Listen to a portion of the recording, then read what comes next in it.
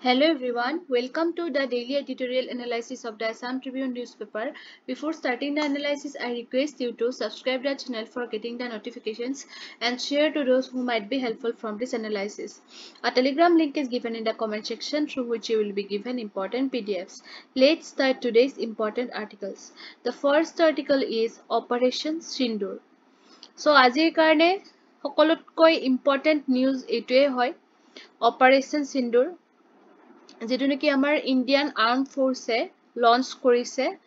যেটো আমাৰ পেহেলগামত যেটো আমাৰ ইনসিডেন্ট হৈ গৈছিলে তাৰে প্ৰত্যুত্তৰ হিচাপে আমাৰ এই মানে এই স্টেপটো লোৱা হৈছে আৰু অপাৰেশন সিন্দুৰৰ জৰিয়তে 9টা সাইট আপোনাৰ টাৰ্গেট কৰি লোৱা হৈছে মানে সেই সাইটস বিলাকত মানে একশন লোৱা হ'ব আমাৰ ইণ্ডিয়াৰ ফালৰ পৰা So these steps come in the wake of the barbaric Pahalgam terrorist attack. Jot neki 25 John Indians আৰু এজন Nepali citizenক murder কৰা হৈছিলে based on religion. So ধৰ্মৰ ভিত্তিত হত্যা কৰা হৈছিলে গতিকে তাৰে এটা প্ৰত্যুত্তৰ দিবৰ কাৰণে আমাৰ ইণ্ডিয়াৰ যিখিনি আমাৰ ফোৰ্স ইণ্ডিয়ান ফোৰ্স এতিয়া ৰেডি হৈছে Next important article is Assam to conduct mock drill today. So আজিৰ দিনটো মানে 7th May পৰা আপোনাৰ mock drill start কৰিব. So 20টা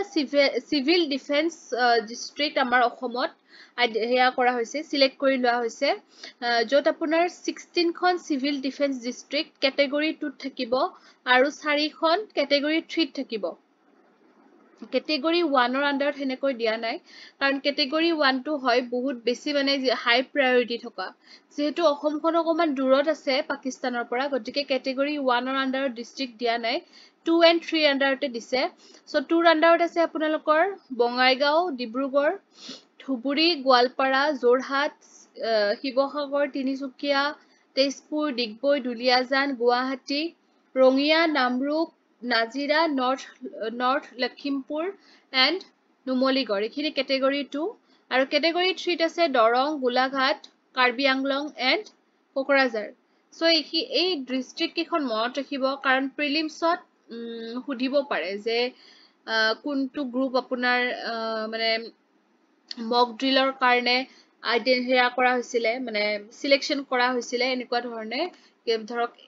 A, B, C, D কৰি group D দিলে কিছুমান কোনটো শুদ্ধ কোনটো ভুল এনেকে দিব পাৰে গতিকে এইখন মনত ৰাখিব লাগিব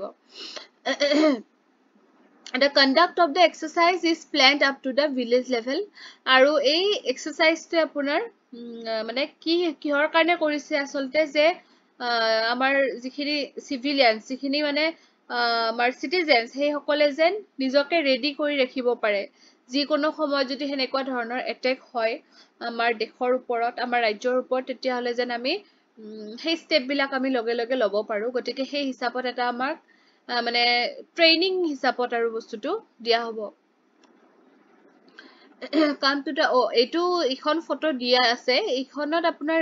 মানে কিছুমান steps লিখি দিয়া হৈছে what must citizens do citizens কি কৰিব লাগিব citizens are advised to maintain composure and seek assistance from government teams if needed যদি প্ৰয়োজন হয় government teamৰ পৰা help লব পাৰিব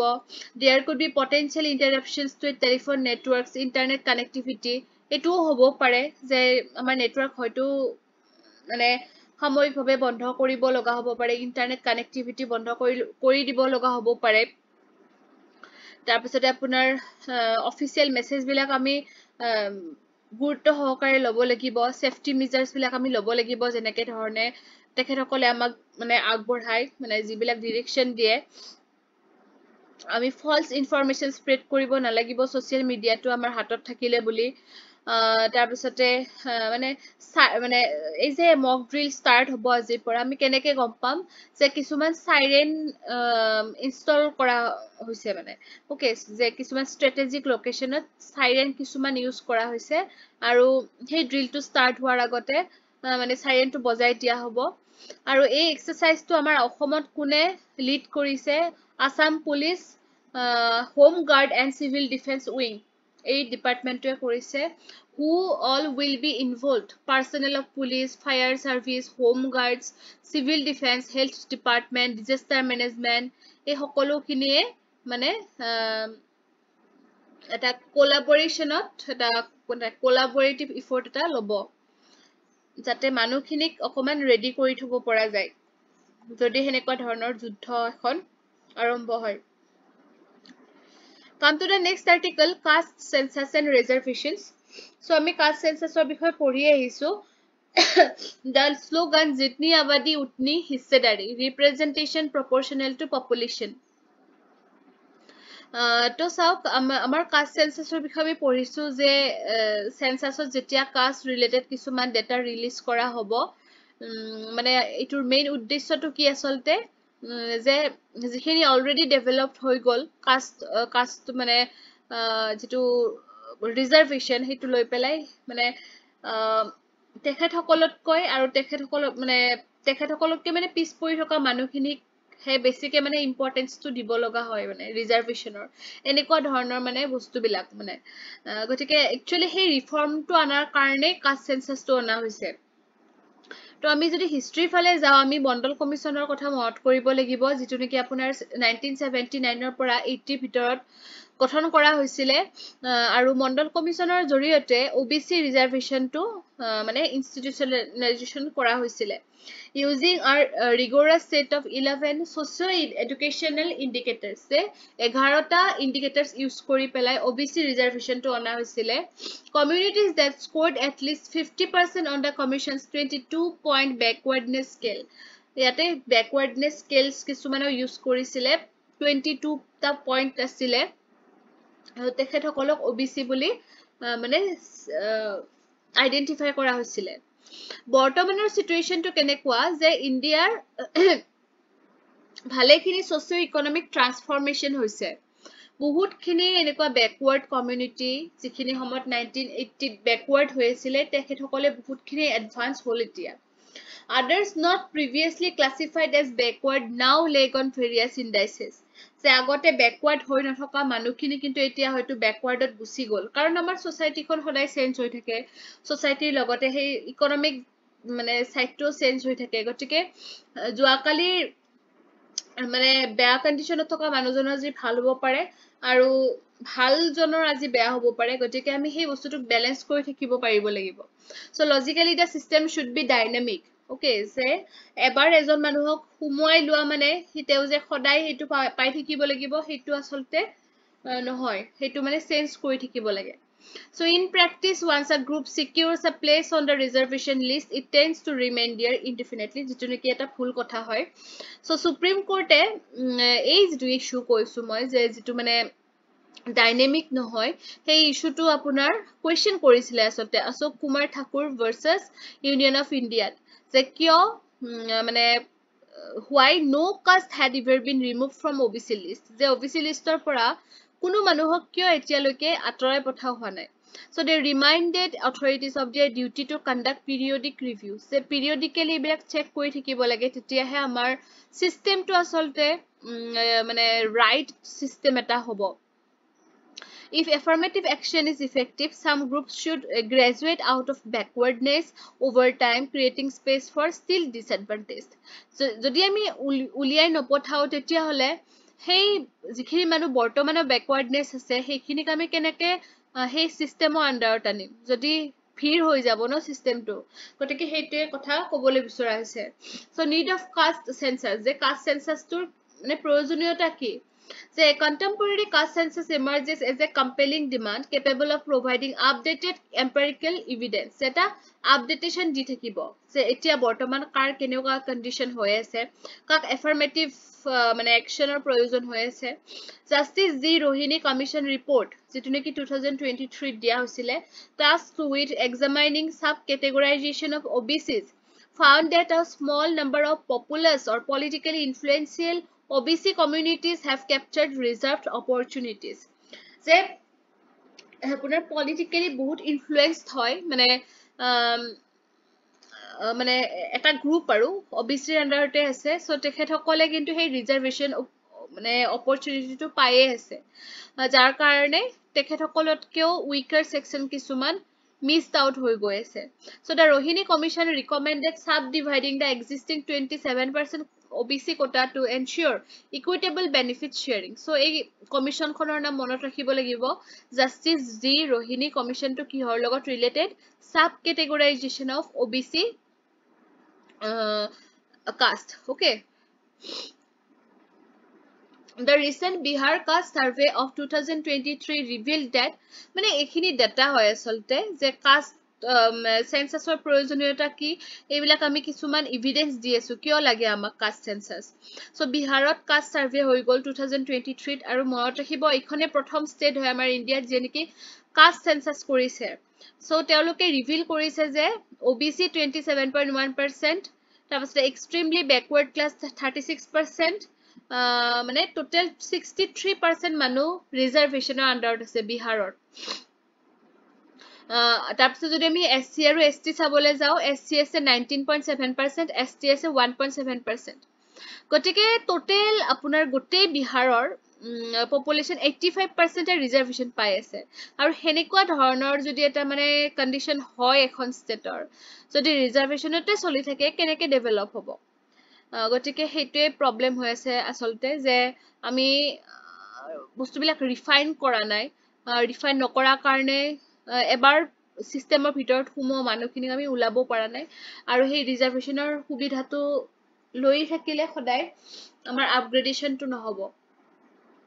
So constitutional provisions কিছুমান আছে article 16.4 that permits reservations for backward classes only if they are not adequately represented in public services এটো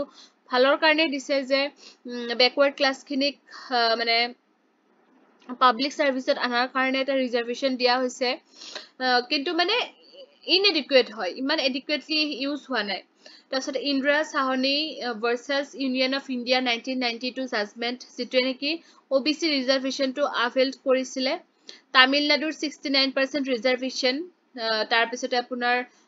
economically weaker section এটো সকলোৱে জানে 10% reservation দিয়া হয় but এইবিলাক মানে sufficient হোৱা নাই এতিয়াও কিয় হোৱা নাই কাৰণ already যিখিনি খুমাই গৈছে সেইখিনি already বহুত crowd কৰি আছে so সেই বস্তুটো আমি ৰিফাইন কৰিব লাগিব চেক কৰিব লাগিব periodical review কৰিব লাগিব তেতিয়াহে আমাৰ হসা অৰ্থত মানে affirmative action হ'ব মানে reservation system টো হসা অৰ্থত হ'ব okay so মানে caste census টোৰ প্ৰয়োজনীয়তা এতিয়াও আছে কাৰণ যিখিনি মানে সুবিধা দিছে বা যিখিনি provisions আছে constitutionত সেইখিনি মানে sufficient হোৱা নাই যে এটা proper reservation system আনাটো okay come to the next article which is about NEET and use of technology so National Testing Agency NEET exam NEET UG National Eligibility Cum Entrance Test 2025 held কৰিলে 552 টা centre হৈছিলে ইন্ডিয়াত আৰু abroadত 14 টা সেন্টাৰত held কৰিছে so সেন্টাৰৰ ফালৰ পৰা এখন 7 member committee appoint কৰিছিল যাক লিড কৰিছিলে ডক্টৰ কে ৰাধাকৃষ্ণন তেওঁ আছিল former chairman of ISRO and chairman of the board of governors at IIT Kanpur তেখেতে ৰিকমেন্ড কৰিছিলে যে এক্সামিনেশন প্ৰসেসটোত কিছুমান ৰিফৰ্মস আনিব লাগিব ডাটা সিকিউৰিটিৰ কাৰণে ইমপ্ৰুভমেন্ট কিছুমান আনিব লাগিব যেহেতু মানে এই পৰীক্ষাত মানে বহুত ধৰণৰ চ্যালেঞ্জেস দেখিবলৈ পাইছিলো যেনেকা কৰাপশন বা আপোনাৰ পেপাৰ লিকেজ এনেকুৱা ধৰণৰ কিছুমান প্ৰবলেমছ হৈ আছিল তেতিয়া এই কমিটিখন অনা হৈছিল কমিটিখন 7 member কমিটি আৰু লিড কৰিছিল ডক্টৰ কে ৰাধাকৃষ্ণন এটো প্ৰিলিমছৰ কাৰণে ইম্পৰ্টেন্ট হ'ব Integration of technology transformed physical exam centers with a robust blend of traditional supervision with digital efficiency. So technology কিছুমান অনা হৈছে এই exam centers বিলাকত যেনেকুৱা biometric authentication, digital question paper delivery, যে question paper বিলাক digitally deliver কৰি দিয়ে exam centerত, electronic surveillance কৰিছে, AI powered monitor কৰিছে, anti cheating measures কিছুমান লৈছে যেনেকুৱা mobile signal jammers RF detectors যেনেকি digital cheating কৰিলে হেতু ধৰি লব পাৰে rapid result processing যে OMR স্ক্যানিং টু সেন্টাৰতে কৰি দিয়ে প্ৰিলিমিনাৰী ৰিজাল্টৰ যেটো মানে আপোনাৰ স্ক্যানিং হেতু হে সেন্টাৰতে কৰি দিয়ে সেন্টাৰ মেনেজমেন্ট সফটওয়্যাৰ যে অ্যাটেন্ডেন্স ট্ৰ্যাকিং কৰিব পাৰি সিটিং অ্যাৰেঞ্জমেন্টটো মানে টেকনলজিৰ জৰিয়তে কৰিব পাৰি এনেকুৱা ধৰণৰ ডিজিটেল ডকুমেন্টেশন সো এনেকুৱা ধৰণৰ কিছুমান টেকনলজি লগাইছে গতিকে যেটো নেকি এটা মানে আপোনাৰ পজিটিভ মানে পজিটিভলি এটা হে আনিছে আৰু কিন্তু এই ইন্টাৰভেনশন বিলাকে মানে কিছুমান কমপ্লেক্সিটিও আনিছে যেনেকুৱা সিকিউৰিটি ক্ষেত্ৰত কমপ্লেক্সিটি আনিছে এক্সামিনেশন ইন্টিগ্ৰিটিৰ ক্ষেত্ৰত মানে আপোনাৰ কিছুমান চ্যালেঞ্জেস আনিছে গতিকে কিছুমান আৰু আমাৰ ৱে ফৰৱাৰ্ডৰ দৰে দিয়া আছে ব্লকচেইন বেসড কোৱেশ্চন বেংকছৰ কথা লিখা আছে ইয়াতে যে tamper proof storage with auditable access trails secure biometric authentication যেনেকুৱা fingerprint facial recognition এনেকুৱা ধৰণৰ adaptive testing technology decentralized exam delivery এনেকুৱা ধৰণৰ কিছুমান বা AI based answer validation একে ধৰণৰে কথাখিনি আছে কিন্তু মানে আকৌ অকমান ৰিফাইন কৰিবৰ কাৰণে এখিনি অকমান এডভান্স লেভেলৰ টেকনলজি ইউজ কৰা হৈছে come to the next article agriculture and circular bioeconomy so আমাৰ যেহেতু সদায় পপুলেশন ইনক্ৰিজ হৈ আছে গতিকে আমাৰ নেচাৰেল ৰিসোৰ্সৰ ওপৰত সদায় প্ৰেসাৰটো বাঢ়িয়ে গৈ আছে আৰু সেই কাৰণে আমি এটা এনেকুৱা ধৰণৰ ইকোনমিৰ কথা ভাবিব লাগিব যেটো নেকি এটা সাৰ্কুলাৰ ইকোনমি হয় যত ধৰক ওয়েষ্টৰ পৰা আমি মানে এনাৰ্জি আমি ক্ৰিয়েট কৰিব পাৰো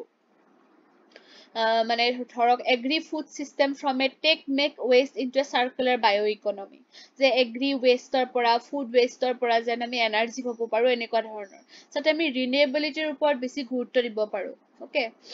সো ইয়াতে 10টা প্ৰিন্সিপলস দিয়া হৈছে ফৰ আ সাস্টেইনেবল বায়ো ইকোনমি এটো PIB ৰ পৰা লোৱা হৈছে একিটা চাই লব লাগিব okay so benefits of a circular economy so circular economy এখনৰ বেনিফিটস বিলাক কি যে সাৰ্কুলাৰ ইকোনমি এখনে ৰিনিউএবিলিটি সাৰ্কুলাৰিটি ইনোভেশন মানে